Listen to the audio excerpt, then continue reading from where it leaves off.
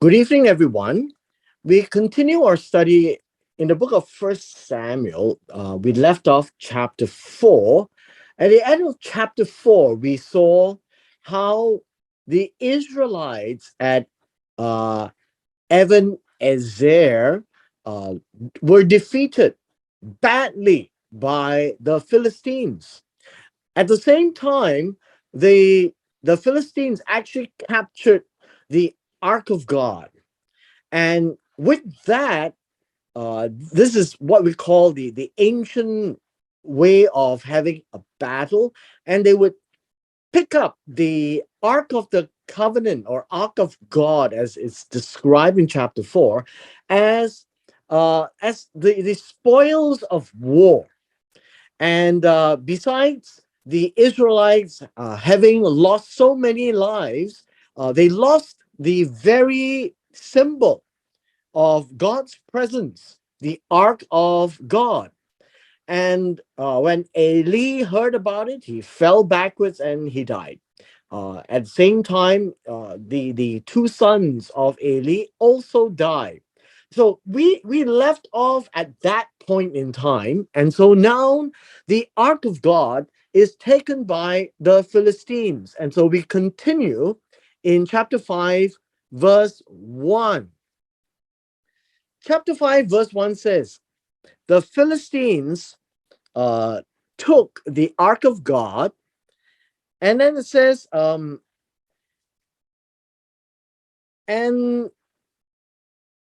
well, I would say the word brought it is, let me just bracket it first, right? Uh, from Ebenezer to uh, Ashdod, right? There, the town is still there. Now, the Philistines were the victors, right? They were the victors. The Israelites were the vanquished. The Ark of God was the spoils of battle. And the idea of brought it basically is, how should we say, it is uh, caused to come in.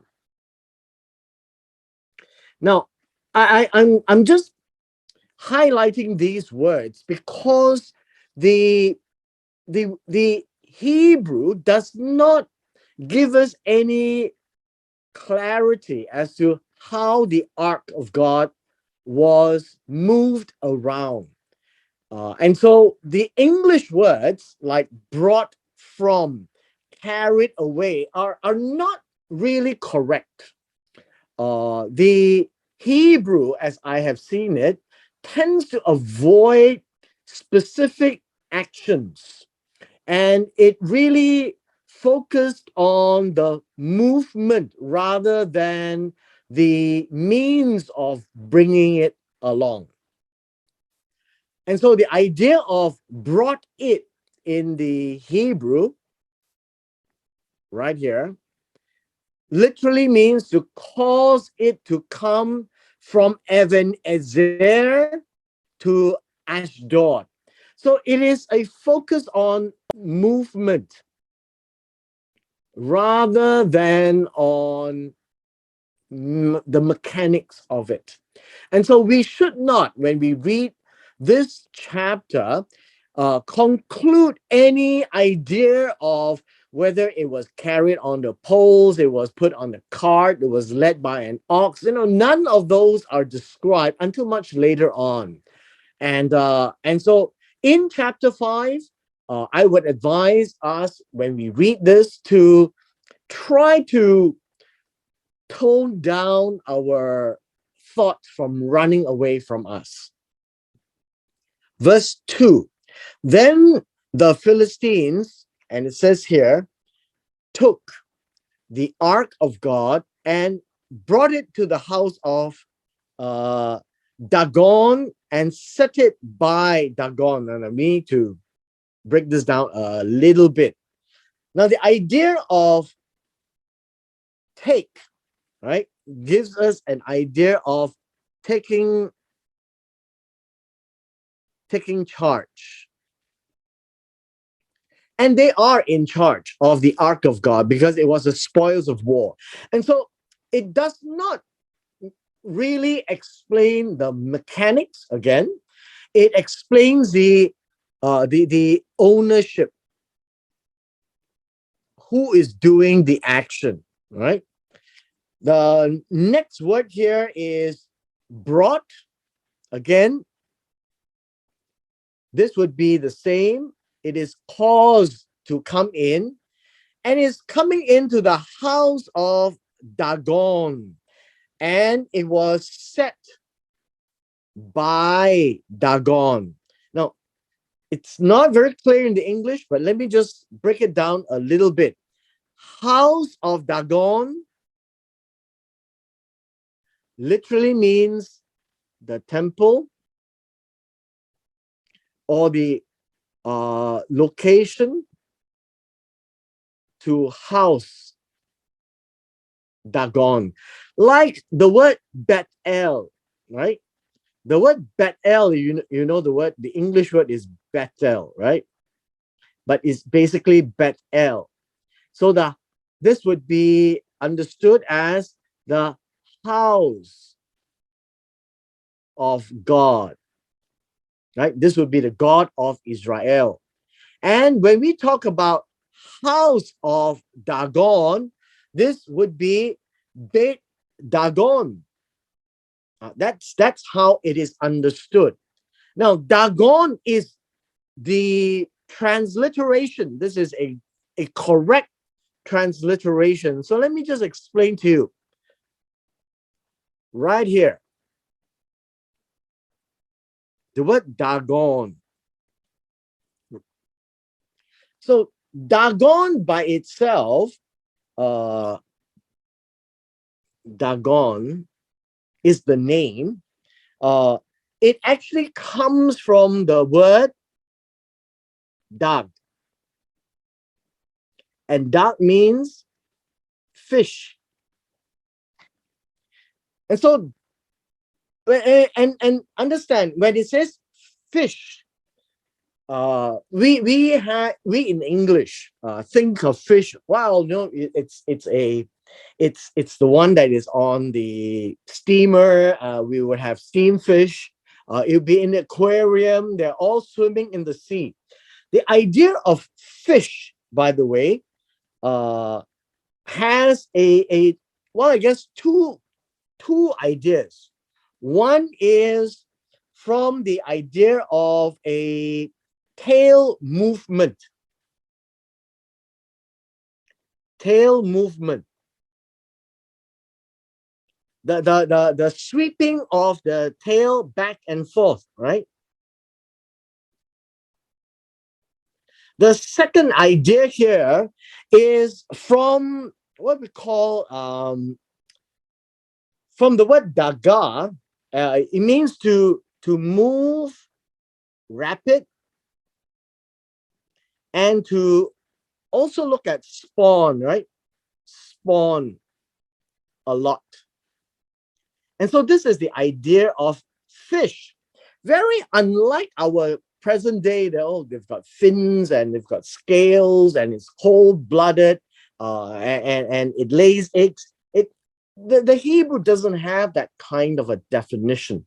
So when you look at Dagon as the god of the Philistines, it would be visual, very visual, that it would have a tail that would move back and forth, but it doesn't necessarily have to have a typical head of a fish. And so what we would do find is, I would imagine, so it would be my guess, right? My guess that it would be the head of a man and a body of a fish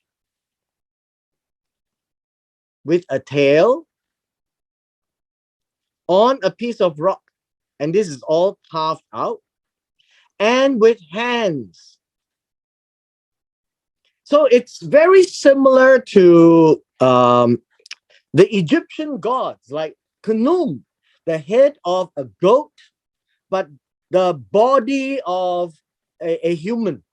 This would be a body of a fish, the arms and head of a human. That would be how I would envisage it. And then, of course, the legs would be the fins, the tail. So it would look like a fish. And the Ark of the Covenant was then set by it. Now, look at this word, by. Uh, the word by here literally means nearby. It could also mean next to, right? It could also mean next to. Uh, and I guess if it's next to it, we would see that the Ark of the Covenant could be just seated at the side, right? Like that. And so I'm just trying to help us imagine, but it is not in the next house, it is in the same house of Dagon and is set next to it. Now, we don't know how big each of the objects are, but it is clear to us that when you can bring something into the house of Dagon, they do believe that the ark of God, right here, is a form of God. Now, it's not true that it's a form of God. In the mind of the Israelite, it is a symbol of God's presence. It's not an image. It is a seat, right? So be it. It's a seat. But in the minds of the Philistines, they see this as a very powerful object because the Israelites brought it to battle and they lost it. And so this to the Philistines would be a super joy that they now have another god, so to speak, right? And it is placed into the temple of Dagon, and Dagon is the chief god in that sense. So that's verse 2, how we could understand it. Now in verse 3, it tells us when the Ashdodites means the people of Ashdod, they woke up very early. So arose early. This is cause themselves to rise early in the morning, the next morning, right? And then behold. Now understand this word behold is look. This is an exclamation. Look, Dagon has fallen on his face to the ground before the ark of the Lord. And then they took Dagon and set him in his place again. Now, so let's try to break this down and understand some of the Hebrew words behind it. What they saw was Dagon, and it says Dagon has fallen, and it says on his face to the ground. Basically, the idea of fall is to look at it this way. The word fall can be fall, can be fall, can be topple over, topple down, cast down,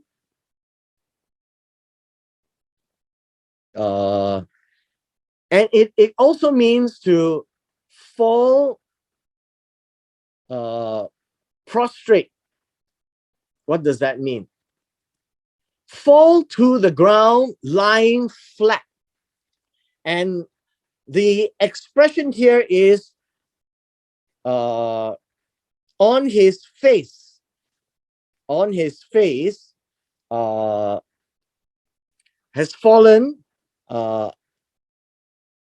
on his faces to the ground, to the earth.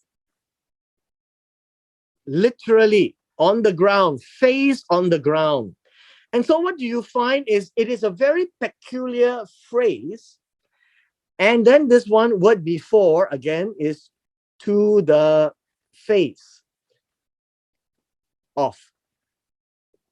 And so if you have the Ark of the Covenant,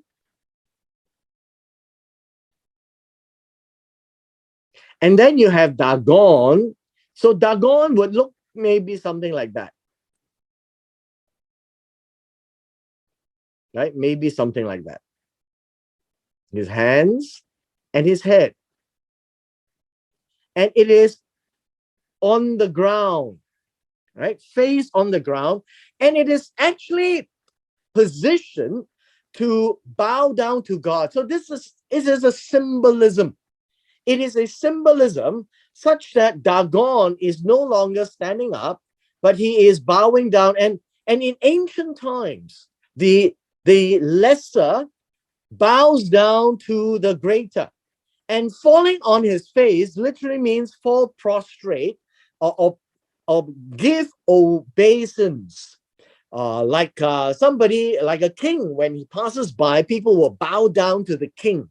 And so you find that Dagon, in this case, is bowing down and in so to speak, straight, flat on the ground, face to the ground, and towards the ark of the Lord.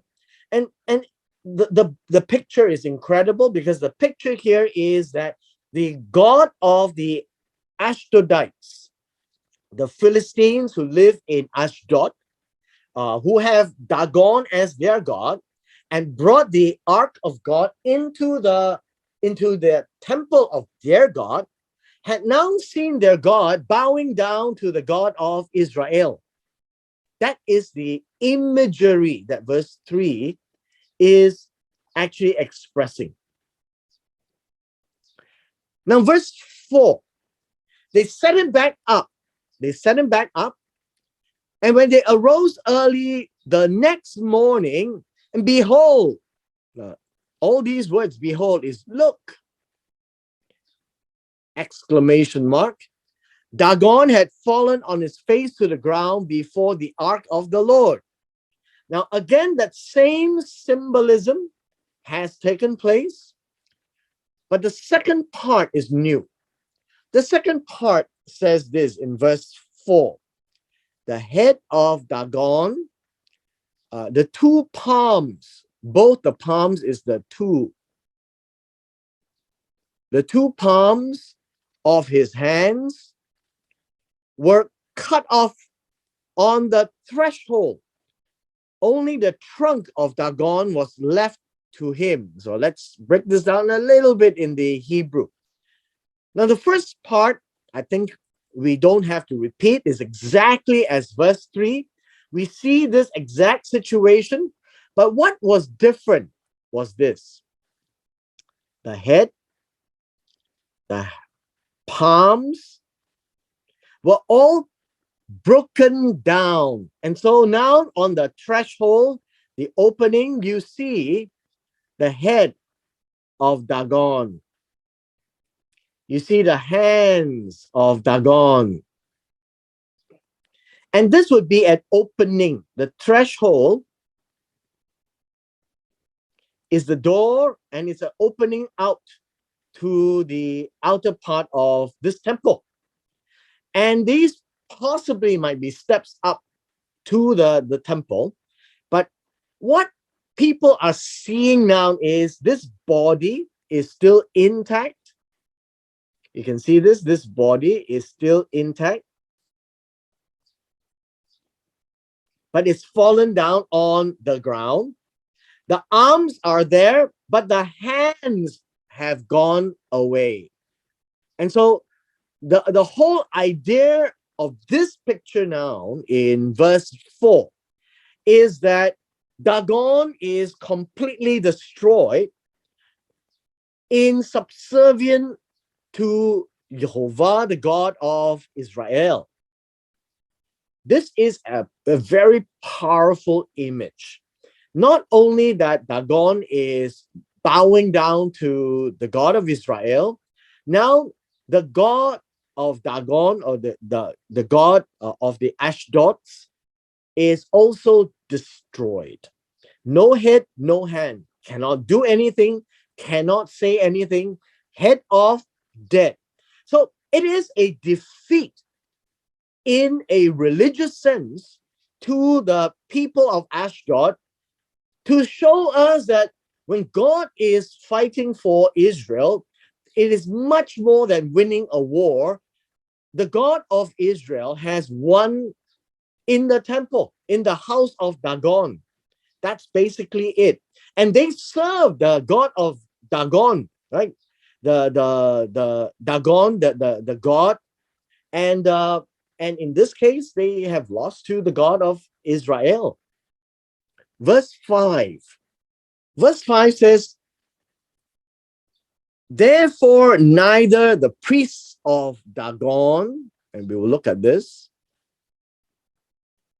nor all who enter Dagon's house tread on the threshold of Dagon in Ashdod to this day. I think a little bit of explanation would suffice.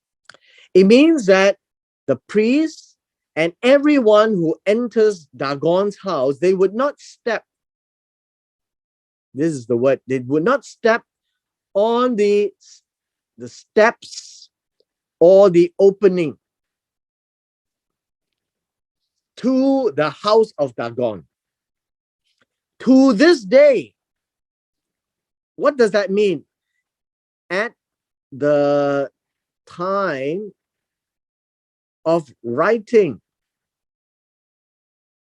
please do not mistake when it says to this day means to today in 2022. It means to this day at the time where it was written. And at the time it was written, and you need to understand, Samuel didn't write this as he went along, right? Like many people playing with their handphones today, as they walk, they would type. This is not the case. Things are happening, and you don't find Samuel furiously writing away. So he would have composed this sometime later. But it is a reference at that point in time when it was written. The Ashdod people still dare not step on the place where the head and the palms were placed. That's number one. But what I wanted to point out to you was this word, priests. The word is Kohen. Kohen is priest. And it's the same word as the role for the descendants of Aaron, the priest of the tabernacle of God, or later the temple of God, and the priesthood itself.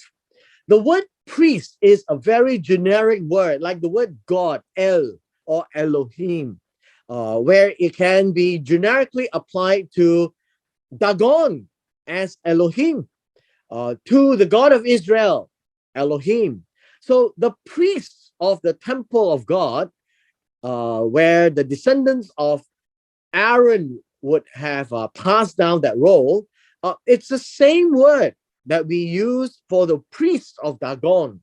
And so just because the word priest appear, we shouldn't just jump the gun and says, oh, that would be the Israelites. No. Always look at the context. What priests are we talking about? And these are priests that would have some form of a service function to the God of the day, or God of the land, or God of the city. And today we'll be looking at gods of the city itself. And so in Ashdod, that city, they have Dagon. Verse 6. Now the hand of the Lord was heavy on the Ashdodites, and he ravaged them and smote them with tumors, both Ashdod and its territories. The word here, the hand of God, the hand of God is literally Yad Yehovah, the very hand of God. It is the power of God. It describes the power, the authority.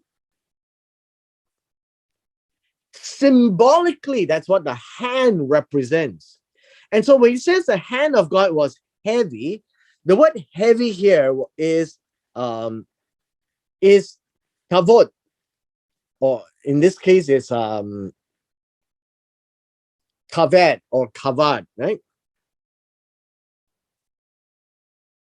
And this is the same word as honor your father and mother. It's the same word, and it means be heavy.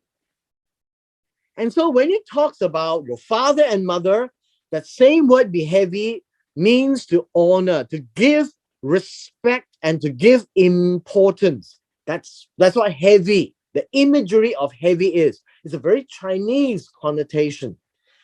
When it's used in this context, the hand of God was heavy on the Ashdodites. It means that the power and the authority of God came down on the Ashdodites. It was a heavy hand. Now, what do you mean by a heavy hand? It's an imagery that it would have been a very severe, right? I think that would be a good word to use. So be heavy is also be severe. And if you like, be very severe on the Ashdodites. And the word here is ravaged. It says that God ravaged them. Shamem means it has this connotation. The word ravage literally means to stun them, right? To stun them, to make them awestruck. It's like this. It's like this emoji, maybe, right? Mouth open, like, oh, no, that kind of an imagery. He ravaged them means the things that God did shook them up. And now we have an A and a B. And smote them. And this word is strike. Cause to strike, right? Cause to strike. And this strike is heavy. So ravage and smote is basically the same thing, A and B. And it's smote with tumors. So the strike is, well, another word that we use is plague. God gave them the plague of tumors.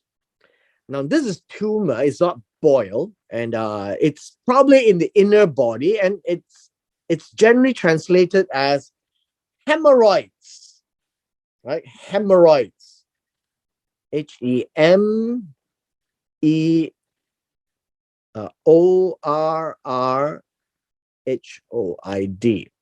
So they had hemorrhoids. It's tumor because it's a hard piece of tissue, and it's swelling up, and so it is bulging. It bulges out, and so these are not just mere hemorrhoids, but it's incredibly painful hemorrhoids. And it's done against Ashdod, and the word territories here is actually their boundaries. So territory is a good word, but it is literally an entire sphere of control that is under the authority of Ashdod. So the people there were struck heavily, and it's very visual, stupefied, stunned, awestruck by God's heavy hand. Verse 7, when the men of Ashdod saw, now it is very important again, everything in Hebrew is visual, can be seen.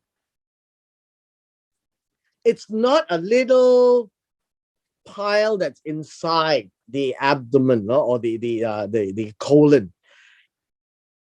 When they saw that the hand of God was heavy, that they can actually see the hemorrhoids bulging up of their rear end.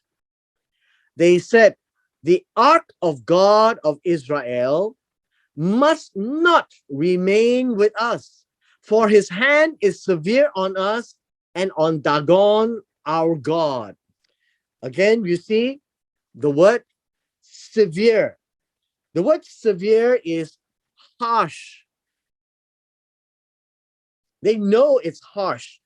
They made it very hard, very difficult. Now, they saw this as a fight now between themselves and the God of Israel. The God of Israel is Elohe Israel, or the Elohim of Israel. And the ark itself, Aaron, it is a box that they carried around. It says, it must not remain with us. What do you mean remain? The word remain is to sit. It cannot sit there in the house of Dagon. Dagon is cut off. No, when the head is cut off, can you imagine? The Oriental principle is when your head is cut off, you're dead. You have no place. You have no power. And when you see the hemorrhoids coming out, they are suffering pain. And so they relate that to God having his hand on them. So you can see the hand of God is on them. Verse 8, so they sent and gathered all the lords of the Philistines to them. Now, all the lords of the Philistines means that that whole region called Philistines, that's the coastal region. And Ashdod is one of those areas. Afek was also one of them. And later on, you see Gath, you would see Ekron. And all of these are main cities of the Philistines. Now, when we were talking from chapter 5, verses 1 to 7, the Philistines brought the ark back to Ashdod. And that is where the house of Dagon was. And so now they all come together and they are discussing. The idea of lords here would be the rulers. Rulers of the Philistines. They are a loose coalition, actually. They're not one group of people. They are a people group that is divided into multiple cities. Multiple cities. And the question was this: what shall we do with the ark of the God of Israel? And they said, let the ark of the God of Israel be brought around to Gath. And they brought the ark of God of Israel around. Now, you need to understand what is brought around and what is around, because you have this word brought. And so let me just briefly describe to you again. This is not about the mechanism of carrying. It is about movement. This word brought around, the same here. It literally means to change direction. To change direction. To turn around. And that is why the translators use the word bring around, right? Bring around. The idea here is to go around, but not explaining exactly how it is, but it is the movement. It's talking about a movement away from Ashdod. Away from Ashdod. That's what it means in verse 8. Verse 9. After they had brought it around, the hand of the Lord was against the city with very great confusion. Great confusion.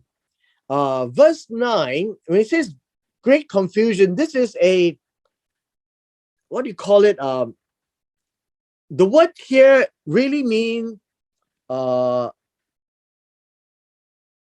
uproar. Uproar is the effects, right? It's the effects, and is the effect of panic. It is the effect of confusion. It is the effect of trouble. Something is happening. Something is happening. And what is happening in this great confusion is that God smote the men of the city, both young and old, so that tumors broke out on them. And so more tumors, more hemorrhoids, basically. Uh, and in this case, interestingly, it talks about the men of the city. Uh, and I guess we can actually talk of the collective men of the city, or maybe it is just the men who were fighting God. I would think, this would be the men, because what God is doing is to demonstrate that God is fighting them. Just as as the battle involves men, God is fighting the men of Ashdod, both young and old, and they were screaming and totally confused. And the hemorrhoids broke out even worse and worse. Verse 10. So they sent the ark of God to Ekron. And send is also a movement, not a mechanism. And the ark of God goes to the next place called Ekron. And as the ark of God came to Ekron, the Ekronites, the people living in Ekron, these are all Philistines, cried out, saying, they have brought the ark of the God of Israel around to us to kill us and our people. Now you need to understand that word gets around very fast. And what happened to Ashdod? The Ekronites is crying foul. Please don't send it here, because when he sends it here, it'll be exactly what's going to happen to Ashdod. People will die. People will have hemorrhoids, and they can't handle this. The last two verses reads this way. Verse 11. They sent therefore and gathered all the lords of the Philistines and said, send away the ark of God of Israel and let it return to its own place, so that it will not kill us and our people. Then it says here, for there was a deadly confusion throughout the city. The hand of God was very heavy there. Now, where is there? Ekron. Because it has now arrived in Ekron. And we complete this, and the men who did not die were smitten with tumors, and the cry of the city went up to heaven. Now, what do you mean die? It told us that when the hand of God was very heavy, there were two things that happened, right? The tumors, or the hemorrhoids, and death, or the tumor that led to death. So both were happening, and they didn't understand what was happening. And so the idea of send is another movement. The movement is to away from Ekron. Now, look at this word here, and let it return. The word return is shuv. It is the same word as repent, turn around. Return literally means to go back to where it originally was. And so where was the ark? The ark was in the control of the Israelites. It was in Shiloh. when they took it in the war, it was in Ebenezer. And now they says, well, let us send it back so that it will not kill us and our people. So this is great. It's not just hemorrhoid. The hemorrhoid grows to a point where it kills them, brings death. And there was deadly confusion because when people die suddenly, it would be a huge crime. Now, if you recall, this would be similar to Exodus chapter 13. The night when the angel of death came by, passing over the land of Mitzrayim, or the land of Egypt, where the house that did not have the blood on its side posts and the cross beam, the firstborn, both men and animals, died. And that very night, a huge cry and uproar, and that is the deadly confusion. It is a confusion that came from the cry of mourning, the cry of unbelief, the cry that how can this be that people are dying and from hemorrhoids and from tumor. That is the emotions I'm trying to bring out, that the people are absolutely horrified. And they knew that it was the hand of God, Elohim. And understand this, the word Elohim means gods in the plural. It also means the name of God who created the heaven and the earth. Genesis chapter 1, verse 1. This is the God of Israel, the God of Abraham, Isaac, and Jacob. And so they know that the name of God, right? Elohim, they call him. And so they realize that this is Elohim who is doing all these. And they said this: the men who did not die were smitten. They were struck with tumors, and the cry of the city went up to not heaven where God is, the skies. The word heaven here is Hashemayim. It was, I guess you can see it this way. This is where the Hashemayim is, and the people cried out, and so loudly. And that is what it means. The whole place of Ashdod was ringing out, horrified of the death. Now we come to the end of this chapter, but I would like to spend just a little bit of time to give us a couple of things to think about. As you can tell from chapter 5, that the ark of God was moved around as the spoils of war. The first thing I want to show you is this picture here. So let me just briefly demonstrate to you what happened. The ark of God was in Shiloh. They were fighting with the Philistines here in Aphek and Ebenezer. And that's where the ark was captured. 30,000 men died the second round when the ark was captured. The ark was brought to Ashdod. That's the coastal town, city of the Philistines. They were seafaring people. And so the main god was Dagon right there.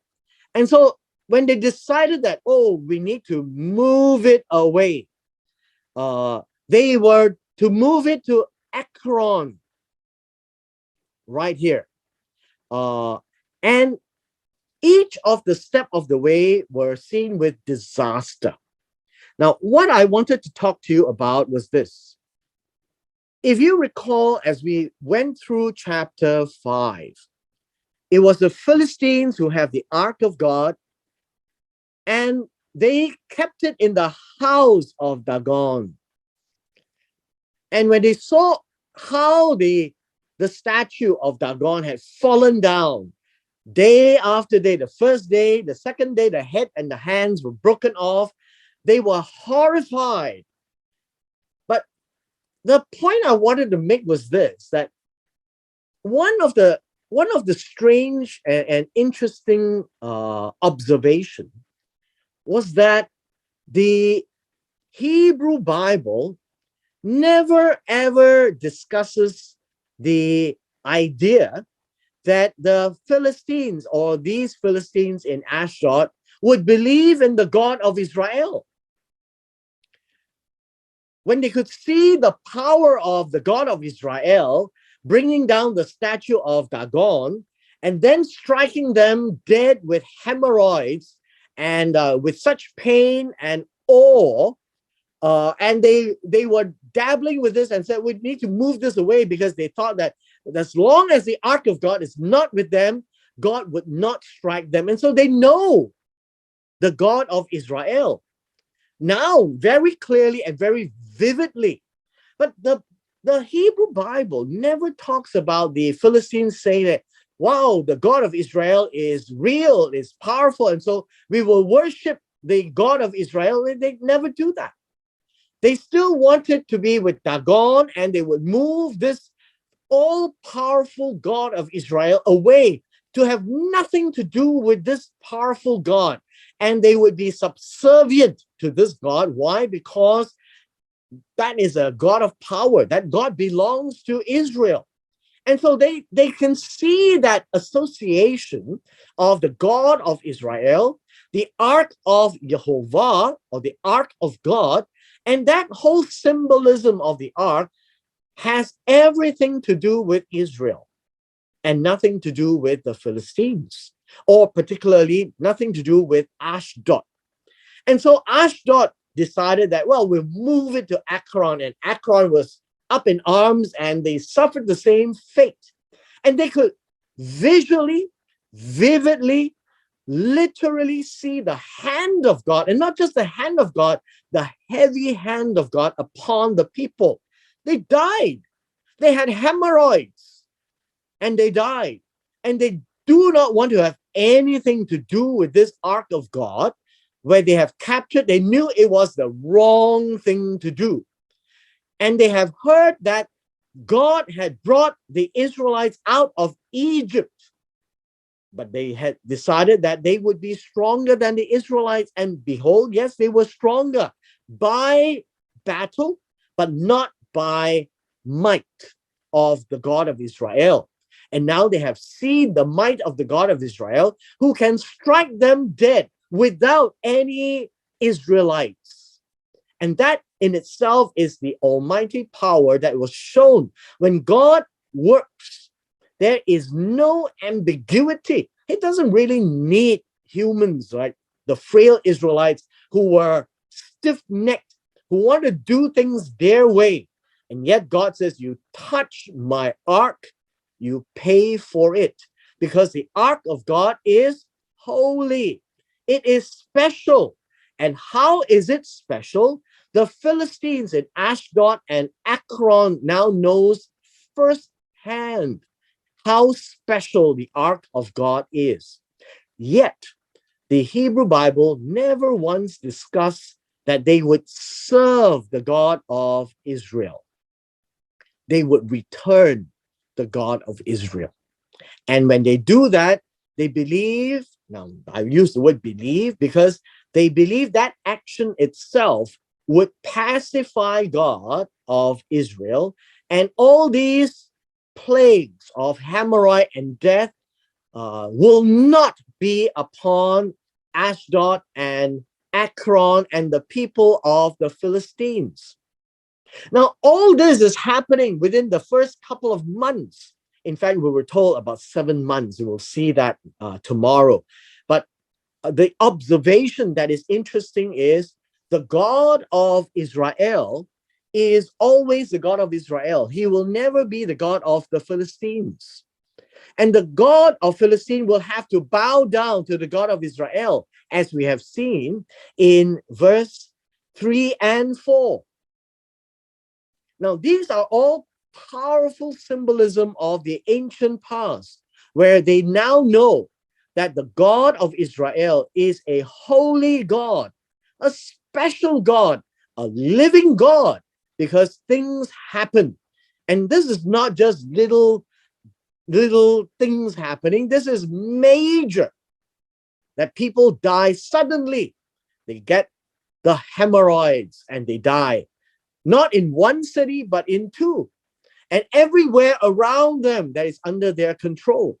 And they could not handle the God of Israel. And so the only solution is not to own the God of Israel, but to give it back to the people of Israel, because it belongs to Israel. The God of Israel must be with the people of Israel. And that is how, in chapter 5, gives us another perspective of this chapter, how it is like that the God of Israel fights for himself. The people of Israel fights for God. And they forgot they were fighting for themselves, using the Ark of the Covenant. And so that whole relationship with God needs to be fixed. And in order to fix that, the first thing that needs to be done is the Ark of God needs to be returned. Shuv, turn back to where it should, in the control of the Israelites. And with this, we come to the end of chapter 5.